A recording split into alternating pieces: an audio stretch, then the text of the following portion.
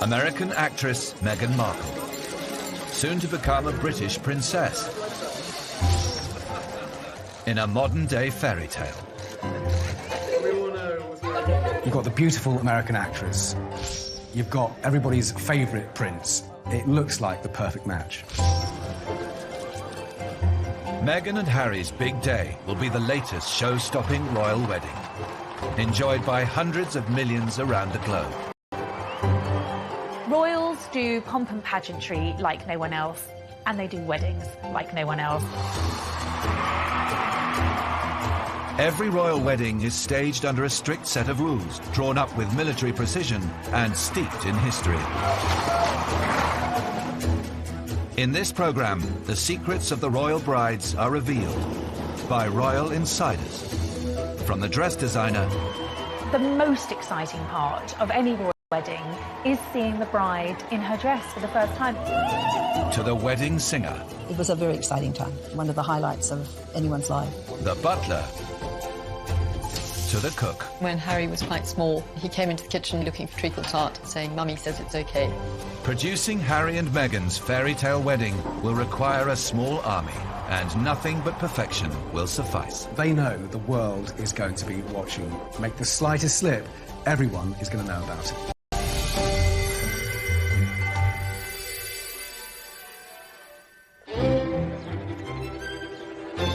On the 19th of May 2018, 36-year-old Meghan Markle will marry Prince Henry of Wales, better known as Harry. The wedding of the actress and the prince will mark the culmination of 5 months of intensive planning, and comes less than 2 years after the pair first met at a club in central London. We believe Harry and Meghan were introduced by a mutual best friend. We know that Meghan was moving in pretty aristocratic circles whenever she came over to London, very well connected and in tune with some of Harry's circle as well. The couple, out of respect for the person that match-made them, has never named the matchmaker, but the couple have, of course, said that they did go on this date. It went very well, and I think within a few hours they were planning on going on holiday together. A month later, the pair were on safari in Botswana, and the relationship quickly became serious. I think that both Harry and Meghan, they were both astonished at how quickly their relationship developed and how deeply they felt for one another almost from the get-go. But this future princess had a very unroyal upbringing. Born in LA in 1981, she was raised mainly by her mother, who took on various jobs to make ends meet. Harry's very different family background meant this relationship would be anything but normal. I have no more obstacles to get around than asking permission from the girl's father. In the case of royal men, they do have to ask permission of the Queen, of their sovereign, who has been known to say no. In the case of her own sister, she refused her permission to marry the divorcee Peter Townsend way back in the 1950s. Okay, great. Like Peter Townsend, Meghan Markle is also divorced, once an insurmountable hurdle to a royal wedding. When the Queen came to the throne, divorcees were not welcomed at court. Divorce was an absolute taboo subject. The storybook romance of the king and the commoner. Edward VIII, of course, abdicated because he insisted upon marrying a divorcee. Times have just changed dramatically in those intervening years. Today, 3 of the Queen's 4 children are divorced, including Prince Charles, who is married to fellow divorcee Camilla Parker Bowles. And the Queen did not object to Prince Harry's choice of bride either. As a matter of fact, I could barely let you finish proposing. I was like, can I say yes now? She didn't even let me finish. I said, can I say yes, can I say yes now? And then there was hugs and I had the ring in my finger and I was like, can I give you the ring? And she goes, oh yes, the ring. The engagement was sealed with a ring believed to be worth £122,500. Well, Meghan's ring is incredibly beautiful. It was a newly designed piece and very romantically designed by Harry, who had apparently sourced the main diamond in the ring on a recent visit to Botswana. But what was so lovely about the ring was that on either side of the main ring were 2 beautiful diamonds from Diana's personal collection, so that, you know, she can be remembered in his engagement ring as well. Diana herself reportedly took a less sentimental approach to selecting her engagement ring. They bought a box of rings from Garrard, the crown jeweller, for Diana and Charles to look at, and she said later, but this is very Diana, I just picked the biggest one. Wonderful sapphire and diamond. When were you given that? Just last night? No, Sunday. For Meghan, like all royal brides, secrecy is key when it comes to arranging a royal wedding. The planning is driven from Buckingham Palace by the Lord Chamberlain, a position created 6 centuries ago. Lord Chamberlain is the head of the royal household. In fact, he's the overall boss who comes directly and is directly answerable to the Queen. His department is responsible for all sorts of ceremonial occasions, for organising weddings. As the Prince of Wales, Harry's father, and the Queen are pricking up the bill, then they've got all the sort of organisational skills backing them up. The choice of wedding venue is crucial for any royal couple. The most common venue is Westminster Abbey. It was where the Queen was married, it was where Prince William was married, it's where Diana's at. Westminster Abbey has been hosting royal weddings since 1100. It seats 2,000 guests and is just a handy half a mile from Buckingham Palace. But there are alternatives.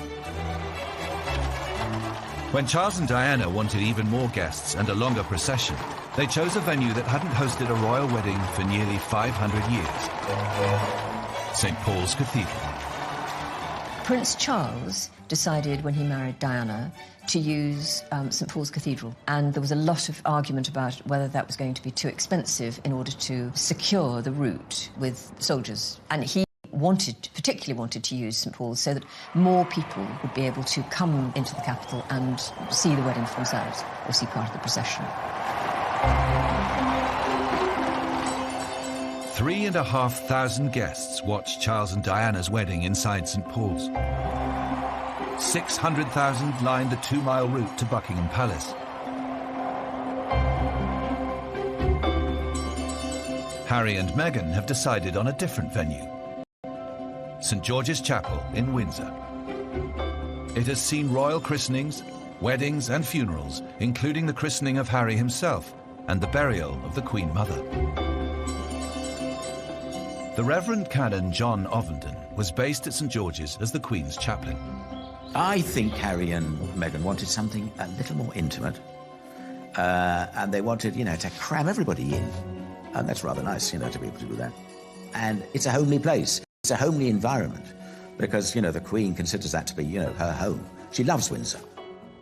I think from the outset they both wanted a smaller, more intimate family wedding, and St George's does have precedents for that. Harry's uncle, Prince Edward, married Sophie Rhys-Jones at St George's Chapel, and also his other cousin Peter Phillips, who married Autumn Kelly. And if you look at all of those family weddings, they really do feel like family weddings.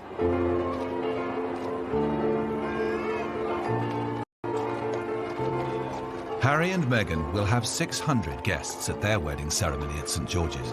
Not many for a senior royal. Everybody wants to be invited, and those that aren't will see it as a personal and a social slight. When Prince William announced his engagement, they were given a list, as long as your arm, of people that had to be invited to a royal wedding. Dignitaries, ambassadors, heads of state, and on and on and on. And William took one look at this and said, well, if we invite all of these people, there's going to be no room for my friends. What do we do?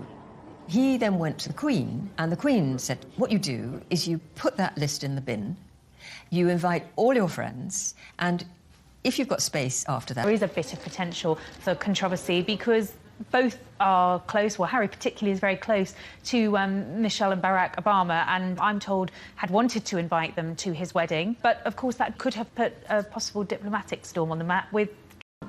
But I think you're going to see quite a smattering of stardust because, of course, Meghan is a well-known actress and she's got a lot of well-known friends. And it's going to be that wonderful combination of royalty and celebrity, so it's quite an irresistible mix. The invites themselves are produced by royal printers Barnard and Westwood.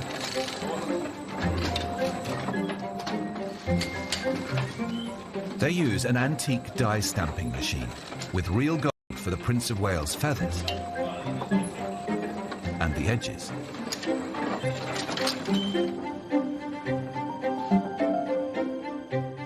Prince Charles's former butler, Grant Harold, still has his invite to the 2005 wedding of his boss, to Camilla Parker Bowles. This is the actual invitation, still in pristine condition, all handwritten at the front. The Lord Chamberlain sends out the invitations on behalf, well, he's commanded by the Queen. says he's commanded, because if you get an invitation from another member of the royal family, it'll be a case of request your pleasure. The Queen would send a command. Of course, today, if you don't turn up, they're not going to suddenly have you beheaded or take you off to one of the Tower of London or something. When the wedding day finally dawns, the pressure will be on. Coming up, we reveal a battle against time for the royal wedding team. And a battle against nerves, one royal bride. She hid under the duvet and absolutely refused to come out. She was so frightened.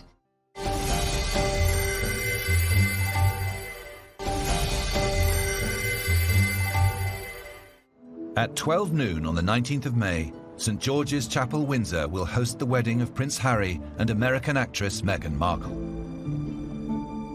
But as with all royal weddings, the day's arrangements will begin many hours earlier.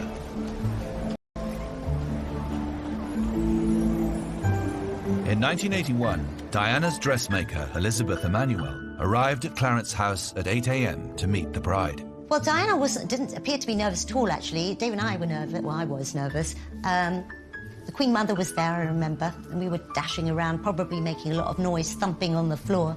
So she gave us a few cross looks every so often. So it was just getting a bride ready for the big day, as we would with any other bride, really. Except we were in Clarence House and the Queen Mother was there. You know, we could hear the crowds outside, so the atmosphere was very different, certainly. 4 years later, his new bride was anything but. Camilla spent the night before her wedding at Clarence House.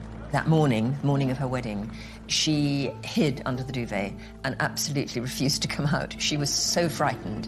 She had to be coaxed out of bed. Her sister was there, her daughter was there, her dresser was there. And it was only when her sister said, right, I'm going to put your clothes on and I'm going to go and do this for you, that she got out of bed. She was terrified, and quite rightly. Nobody knew what kind of reception she was going to get. To head off criticism, the two divorcees chose to marry in a civil ceremony at Windsor's Guildhall. 20,000 well-wishers gathered to cheer Camilla's arrival. A crowd at least 5 times that size is expected for the wedding of Meghan and Harry.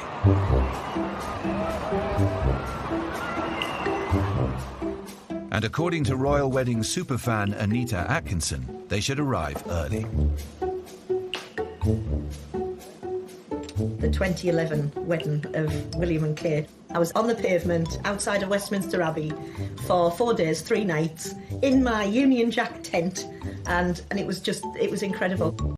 And Anita knows the secret of how to get the best view at a royal wedding, and keep it. For anyone who wants to go to Harry and Meghan's, you've really got to get there early, and you have to manage your spot. You've got to guard it with your life, because you can guarantee that at the last minute you'll get someone coming in and saying, oh, can the bairn get... Well, they don't say bairn down in London, but can my little boy just get in there? No, because my space. My space. I've been here for 20 hours. Oh, here, can my granny get in the wheelchair? No, that's my space. You've got to guard it with your life.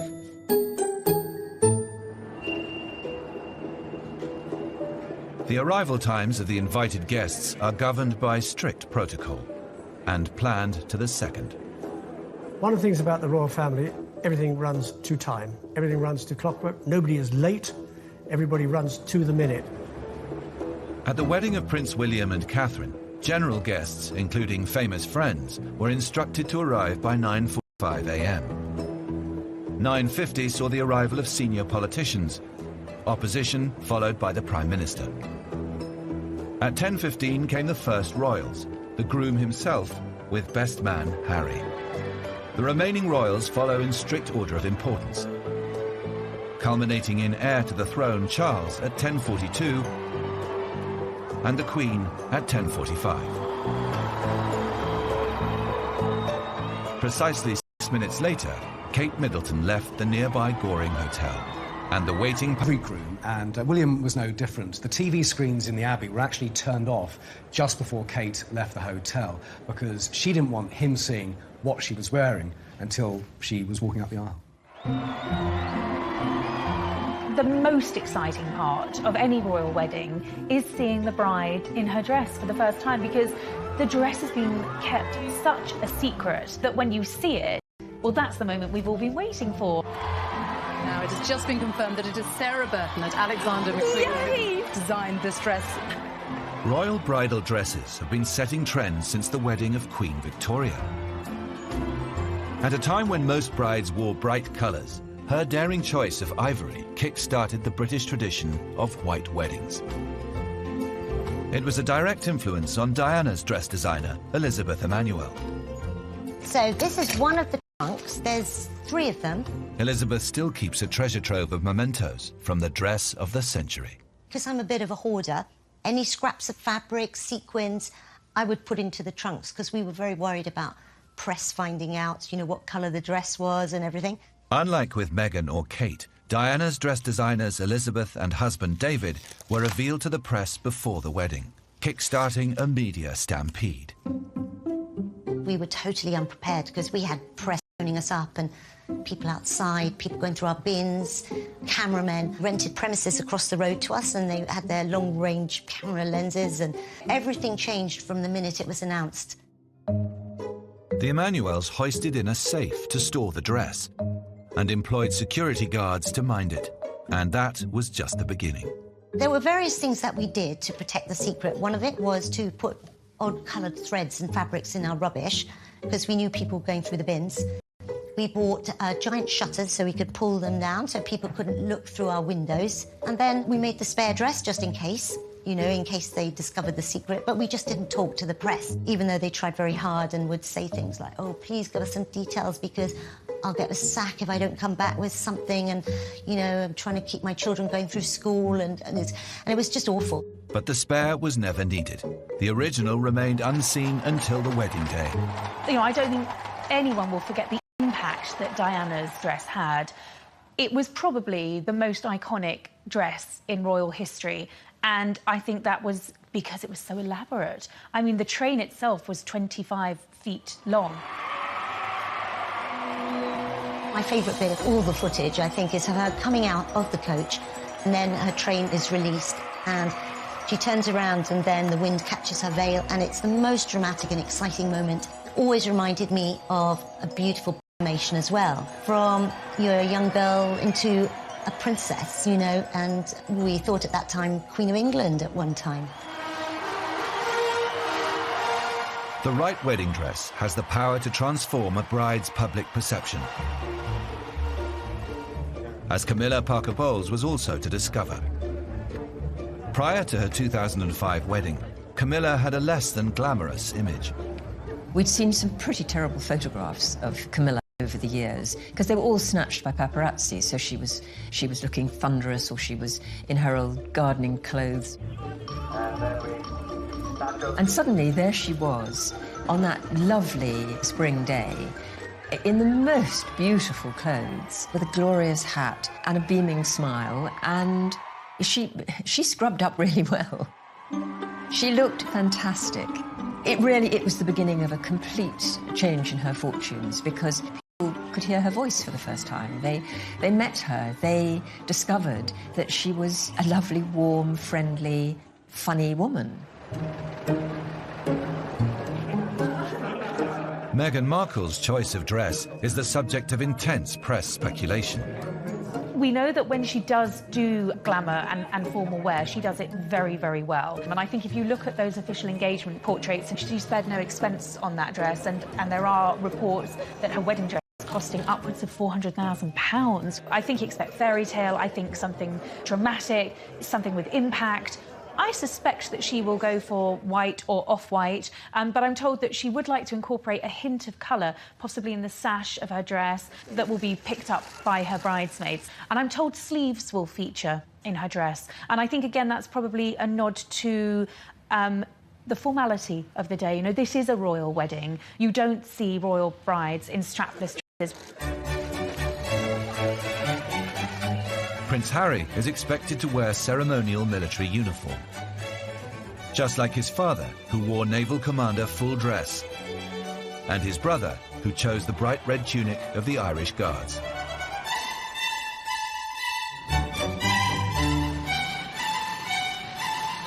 Russell Cashket's company holds a royal warrant to produce military coats and uniforms, and had the painstaking job of making Prince William's striking red outfit.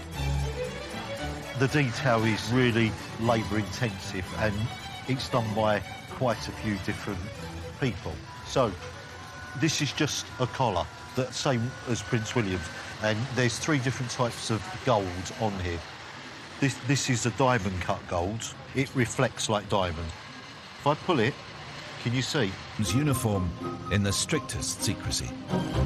You can't talk about it. And also for the staff, trying to make garments for them not to know that it was for the royal wedding was quite hard because it couldn't be leaked. 2 people knew that it was Prince William's garments going through. As far as the staff were concerned, it was an officer going into the Irish Guards. There was no name on the garment going through. The earliest they would have known about it would have been on the Friday morning, after he'd walked out in his scarlet tunic, because they would have realised who made the scarlet tunic. And they would have all been sitting going, I made that. Adding a personal touch to the church is the job of the florist. Meghan and Harry have selected Philippa Craddock, who promises to fill St George's Chapel with locally sourced, bee-friendly blooms. This follows the natural look of Will and Kate's wedding, created by Shane Connolly. Shane brought the countryside into Westminster Abbey, trees and all. I suppose the thing that was the overriding thought through that wedding was that everything was thoughtful. That was the thing that the Duchess felt was really important to her. The sourcing, that it was English, that it was seasonal. So the idea of the trees were one of the first directions that we went in, and they loved the idea. Shane had planned an avenue of cherry trees in blossom, but then the British weather intervened. The heat leading up to the wedding was a huge surprise, and it got hotter and hotter, and my suppliers said, there's no blossom left. The week before the wedding, I had to phone the bride to say, there's no blossom, and the only thing we can do is have green trees. You know, I've got brides who have hyperventilated over, you know, the shade of a rose being pinker than they thought. And here was a girl who was completely in tune with nature. The aisle was lined with native hornbeam trees, and at their base, growing flowers dug up from the grounds of Windsor Castle. The main thing that we used were lily of the valley. Sadly, these aren't the beautiful carpets from Windsor Great Park, but it is a beautiful flower. And of course, it's got this extraordinary scent. And in the language of flowers, they say, you have made my life complete, or the return of happiness. So they're very auspicious, which really also was quite important. And I think it must be lovely for a bride to walk down the aisle feeling that she was not in a grand abbey, but actually in a part of England, in a rural part of England that was just been brought inside for the day. Coming up, the vows of a modern princess. I'm absolutely convinced that Meghan will not say she will obey Harry. So this is Prince Charles's. The butler reveals his secret stash of royal wedding cake. Beds in the world safe. Meghan and Harry are going to be in an open carriage, effectively, which makes them very, very vulnerable.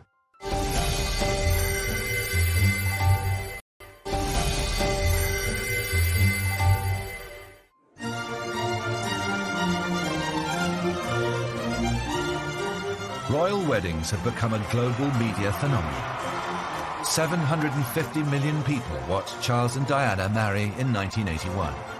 By 2011, viewing figures for William and Catherine were said to have reached 2 billion. Yet at the heart of this huge media event is a traditional British wedding service. Harry and Meghan will have the same freedom as any other couple to choose entrance music, readings and vows, all agreed with the churchmen in charge. I think the Archbishop of Canterbury is going to marry them, but the Dean of Windsor, the Right Reverend David Connor, will, take a big part, and the canons of St George's will be there, and they will have sat down with a couple and worked through, what it is they want. And I think there'll be 1 or 2 surprises. Wilt thou have this woman to thy wedded wife, to live together? Wilt thou obey him and serve him, love, honour and keep him? And Elizabeth Ellis Louise. Royal brides have traditionally vowed to love, honour and obey their husbands. I, Sarah Margaret. I, Sarah Margaret. Charles Philip Arthur George. Wilt thou have this woman to thy wedded wife? Yet in 1981, Princess Diana broke with 4 centuries of tradition. The vows The royal brides are purely a personal choice. Diana broke with tradition by saying love, honour and keep. I, Diana Frances. Hi, Diana Frances. Fergie kept the love, honour, obey. Take the Andrew Albert Christian Edward. But then stressed afterwards that she wasn't the sort of girl that would obey, but she wanted to keep the wedding ceremony as it was. To have and to hold from this day forward. To have and to hold from this day forward. For better, for worse. For better, for worse. Kate Middleton, when she married Prince William, went back to Diana's idea of love, honour and keep, and I'm absolutely convinced that Meghan will not say she will obey Harry. Wilt thou love him, comfort him, honour and keep him, in sickness and in health? I will. One tradition Meghan is likely to follow is with the choice of wedding ring. And she who shall wear it may remain faithful to each other. At royal weddings, only the bride is given a ring, Together in love until their and it lives is usually forged from ultra-rare Welsh gold. As far as the wedding band is concerned, I would very much expect that Meghan will be given a wedding band made of Welsh gold, because that's traditional for Welsh gold by the people of Wales, and she gives pieces of that gold to the members of her family who are marrying out. Kate wears a band of Welsh gold, and I'm sure Meghan will have the same privilege as well. It's a family tradition. With the ring, I thee wed. I thee wed. With my body, With my body, I thee honour. I thee honour. The signing of the register is the only part of the royal wedding conducted away from the cameras. It's a lull in proceedings filled with music and sometimes a show-stopping singer. Musical legend Dame Kiri Takanawa received the call-up for Charles and Diana's wedding.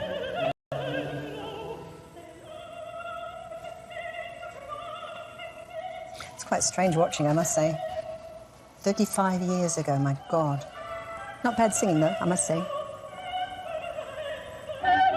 For Dame Kiri, the invitation to perform came out of the blue. I'd set the date aside, to watch it all day. We were going to sit in front of the television and everything. And then suddenly I get a call saying, you can't tell anybody, but Charlie's asked you to sing at his wedding. And, of course, I thought, Charlie who? Anyway, it was Prince Charles. And not for several months was I able to mention it. So it was really quite... Can you imagine a secret like that? It was a very exciting time. I mean, I think one of the highlights of anyone's life, really. But behind the scenes at St. Paul's, it wasn't all glamour. The big thing that everyone says to you, please, there are no toilets down there, so you've just got to go to the toilet when you can. Then, of course, the worry about getting to the church in time and just going through there and hoping that I was on time and didn't fall over before I went in the church, got to the right place and stayed there. Dame Kiri's performance was heard by an estimated 750 million people around the world. It was just a one-off, magical cameo, something for my life. And if you look at it, if you look at the footage, there it is in history. It was a magic time in England, just a magic time. The royal couple usually emerge from their wedding with gifts from the Queen. New titles. When Meghan Markle marries Prince Harry, or to be exact, Prince Henry of Wales, she will become Princess Henry of Wales. So we don't call her Princess Meghan, it'll be Princess Henry of Wales. However, to add to the confusion, this might only be for a few moments, because possibly on the day, the Queen will give them an official new title. So it might be, for example, the Duke and Duchess of Clarence, or the Duke and Duchess of Sussex. Who knows, we'll find out. So it's going to be a bit of a tricky time to keep up with what the actual title is. Harry and Meghan will follow tradition with an open-topped, horse-drawn carriage drive.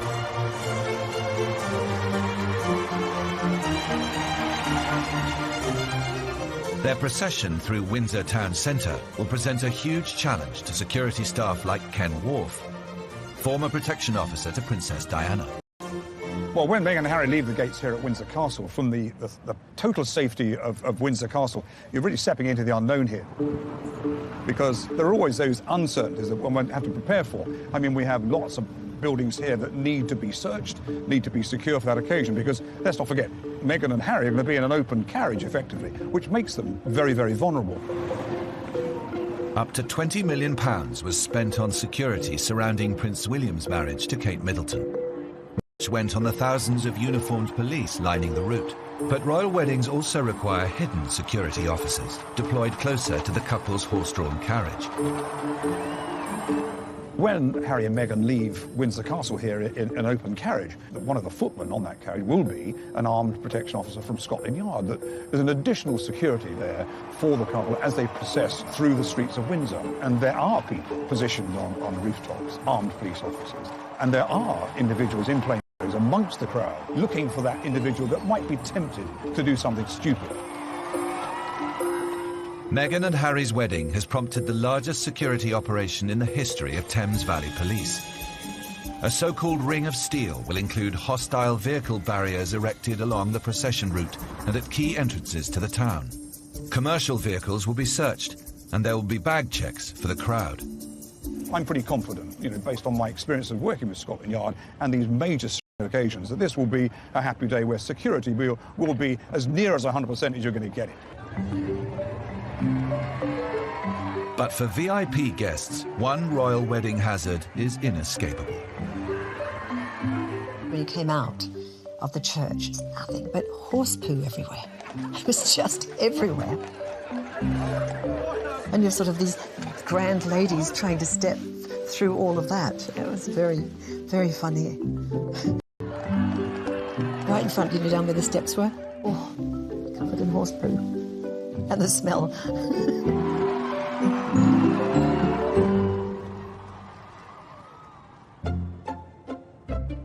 After the procession, 600 guests will join Harry and Meghan inside Windsor Castle at St George's Hall. Here they will find a vast dining table set for a 3-course dinner, all expertly laid by staff like former royal butler Grant Harold. So here what I've done is I've put down a main coin first, and again you use what I call my golden rule inch rule, which is where you put the thumb at the edge of the table from the knuckle to the tip, so that's about 1 inch, and then I'm going to build the cutlery around that.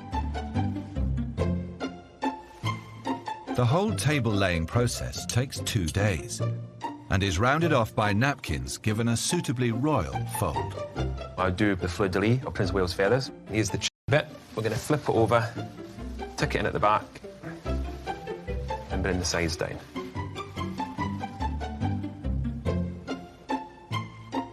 Maintaining standards is the job of the butlers and their boss. Even on some occasions, it is known that the Queen will even go round and check the table. She'll go round for a final inspection. With state banquets, she will go round and make sure that everything is how it should be. So she's quite strict about that kind of thing. She's got a very good eye for the attention to detail, and there's microphones in the flowers for when people do speeches. So that's where the actual microphones are, and she always makes sure that you can't see them. So she's been doing it for years. She's a fantastic hostess. She knows exactly what to look for, and she will notice if anything's not in place, if something's not been done right, she will pick up on it. The wedding breakfast itself is prepared by royal chefs to a menu drawn up by the couple. Few people have a better insight into what might be served up for Harry and Meghan than Carolyn Robb. She was personal chef to Charles and Diana as Harry and William were growing up.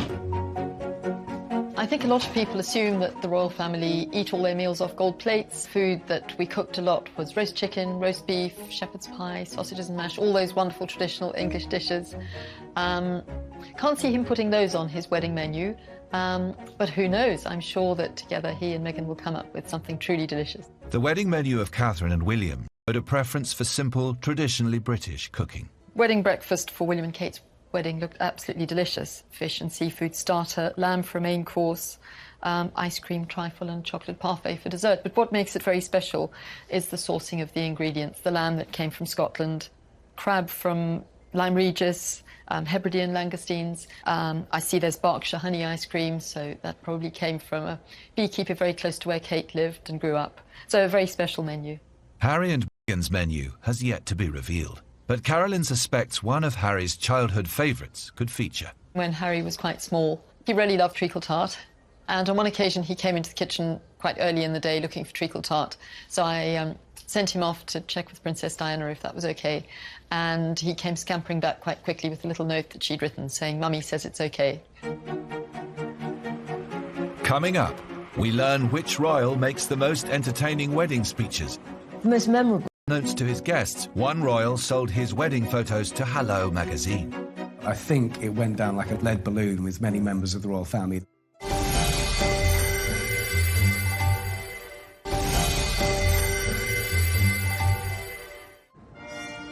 On the 19th of May, Windsor Castle will host the new royal bride and groom's wedding banquet.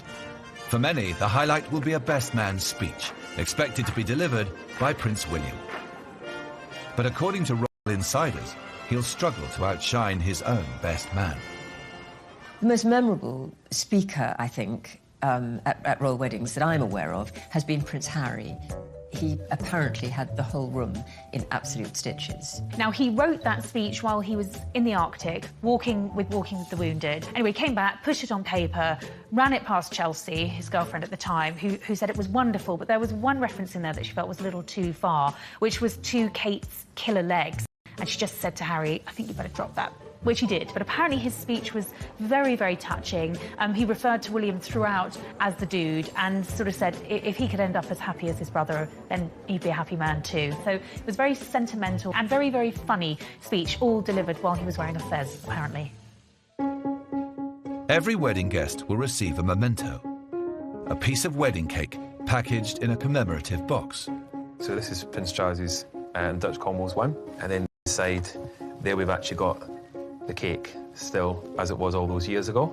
And then here we've got a more recent one. So this is Prince William and Catherine Middleton. This one you can tell has probably never even been opened before. We've actually got the cake again. I've just left them exactly as they were. And I have resisted ever going and having a nibble on them. Harry and Meghan look set to ditch this traditional style wedding cake. Instead, they've asked the fashionable Violet Bakery in East London to produce a lemon and elderflower sponge covered with flowers.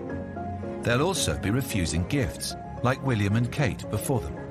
Kate and William did it differently. They decided they didn't want any gifts, physical gifts. They wanted their friends to donate money to charity, and I'm sure that's what Meghan and Harry will do. After the main reception is over, an exclusive party of 200 guests will head half a mile south to the Windsor's private hideaway, Frogmore House.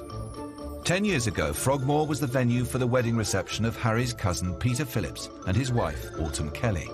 They provoked a scandal when, unbeknownst to most of the guests, they sold photos of the private bash to Hello magazine for £500,000. Generally, what happens in the private do's stays in the private do's. There are no cameras there, or none of our cameras are there. So what happens? Also, it's a wedding ceremony, which is where there's supposed to be a private situation, the most private the are ever in, inside their own home, for goodness sake. And they thought this was just photographers at a wedding and happily posed and grinned away. And then were quite amazed in a couple of weeks afterwards to see 59 pages of a Hello supplement dedicated entirely to things that they thought were private family shots. I think it went down like a lead balloon with many members of the royal family. I don't expect that to happen with Harry and Meghan. Harry and Meghan's evening reception looks set to follow the model of William and Kate's, a private star-studded party that continued until fireworks at 3 a.m. There'll be a lead up for Harry's gang and Meghan's friends, and that could well go on well into the night. They're mates with Ed Sheeran, they're mates with Ellie Goulding, they're mates with Joss Stone. Elton John's got his place round the corner. I think he's cleared his diary. Stormzy could well be there, but at this stage we just don't know. Given Harry's reputation as a bit of a party prince, I'm hearing that, you know, what is being planned is going to be a pretty big party.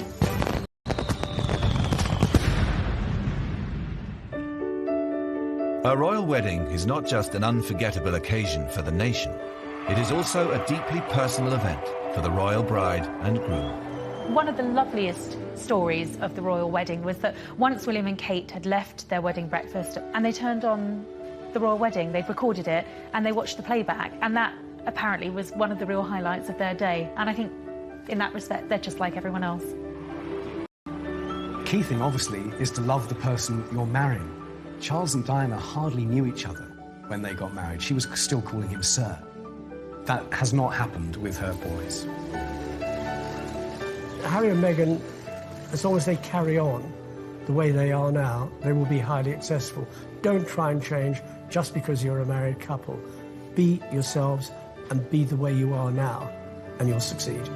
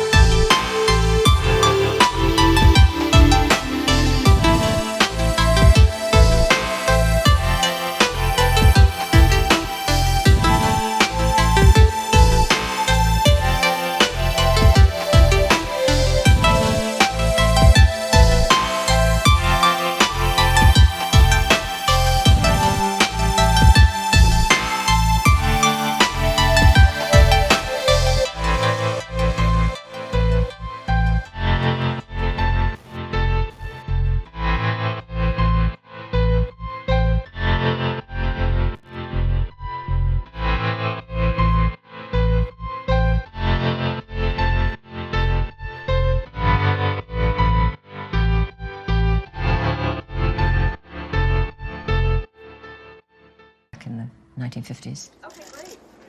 Like Peter Townsend, Meghan Markle is also divorced, once an insurmountable hurdle to a royal wedding.